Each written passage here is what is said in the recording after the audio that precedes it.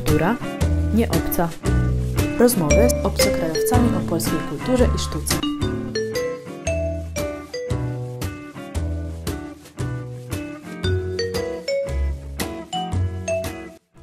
No to cześć, mam na imię Irena Iszkowa. Przyjechałam do Polski z Ukrainy, z fajnego miasta Czerniowce albo Czerniewci po ukraińsku. Mieszkam w Polsce już od 7 lat chyba. Przyjechałam na studia, właśnie skończyłam, zakręciło się życie, no i zostałam tutaj na miejscu. Myślę, że ja już przyzwyczaiłam się do życia w tym kraju. Mało tego, tak jakby całe swoje dorosłe, świadome życie jestem tutaj, więc tak naprawdę jeżeli chodzi o Ukrainę, no niestety mam tylko jakieś wspomnienia z dzieciństwa, na przykład wspomnienia od rodziców i po prostu tak czuję, że całe życie moje już jest tu.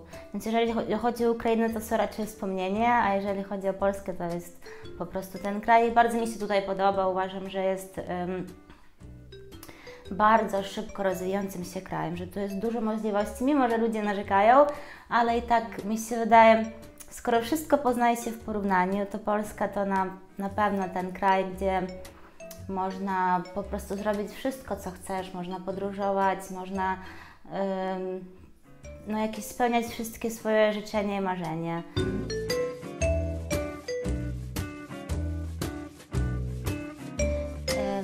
Jeżeli chodzi o moje zainteresowania, to w polskiej kulturze, jak każdej innej kulturze, przede wszystkim interesuję się właśnie muzyką, folklorem, właśnie twórczością ludową, tymi rzeczami. Może troszkę brak wiedzy po mojej stronie, jeżeli chodzi o poezję czy sztukę, ale te wszystkie zaległości muszę nadrabiać, ale zdecydowanie w sumie od maluszka to interesuję się po prostu w kulturze ludowej przede wszystkim, więc też polska kultura ludowa jest dla mnie bardzo, bardzo blisko.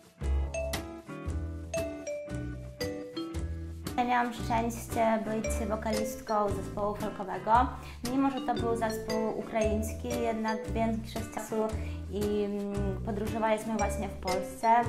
Miałam okazję poznać przeróżne polskie zespoły, nie tylko muzyczne, ale i taneczne. Miałam okazję poznać tą kulturę. Zawsze się czułam świetnie, bo przyjeżdżaliśmy, mieliśmy po prostu tak jakby wszyscy byli mega na nas otwarci.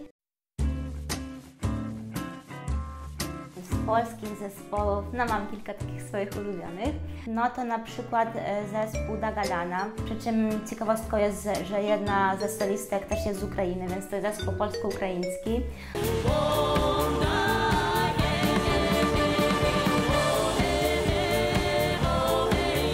Oni właśnie wykonują swoje aranżacje na polskie i ukraińskie ludowe pieśni. Ja uważam, że jest to świetna muzyka. Również bardzo lubię zespół Dikanda. A ja wiem, na pewno to nie sen, że jest miłość, co nie kończy się. Właśnie niedawno też byłam na koncercie, tylko ja uważam, że to jest genialny zespół. Mają mega energię, mają mega piosenki. Oni akurat wykonują pieśni z całego świata. Czyli to jakby jest podróż po całym świecie i po całym folklorze, w tym też ukraińskie i polskie. A ja wiem, na pewno to nie sen, że jest miłość, co nie kończy się. Mi się wydawało, że jednak taki zespół musi być bardziej ceniony. Na przykład kapela ze wsi Warszawa. Kazała Kasiunia wszystkich gości wołać, bo im obiecały na cypek darować. Siedzi mucha za obrazom, a dojdziecie wszyscy razem. Trzeba jej dać, nie żałować. I to jest w zasadzie chyba pierwszy zespół, który usłyszałam folkowej Polski i nadal uwielbiam. A dziękuję za tylko, za balara ładnego. Trzeba jej dać, nie żałować, na cypecek podarować. Ja uważam, że Muzyka folkowa też musi się rozwijać jak cały świat. Musimy odchodzić już od takich rzeczy stereotypowych, od takich rzeczy prostych.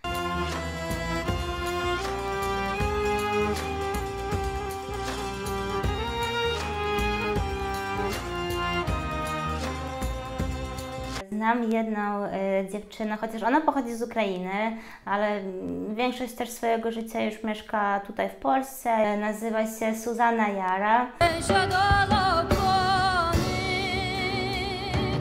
To naprawdę polecam każdemu posłuchać. Ona jest genialną kompozytorką, genialną śpiewaczką i też mi się wydaje, może być bardziej doceniona, więc naprawdę polecam każdemu.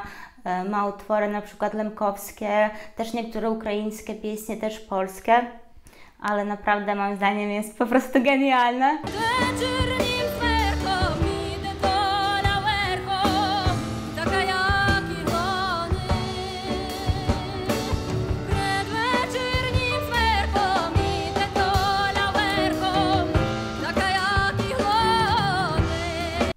I dlatego ja uważam, że ta muzyka, żeby właśnie te nasze obyczaje i ten folk, żeby on trwał dalej, żeby on rozwijał się z nami, rósł z nami. Ważne, żeby ten folk był odbierany w sposób współczesny i bardzo ja jestem pasjonatką właśnie na przykład elektrofolku. W Polsce ten gatunek nie jest bardzo popularny.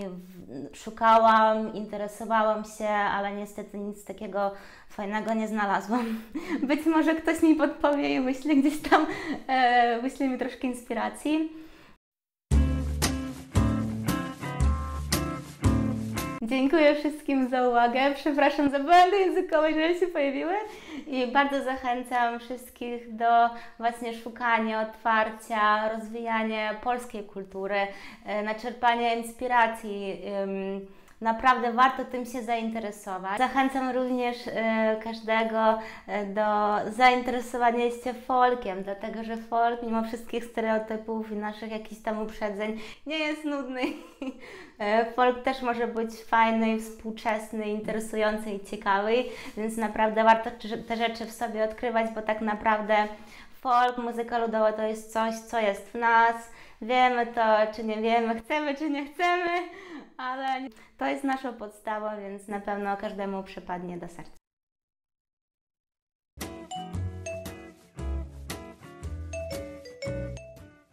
Po ziemi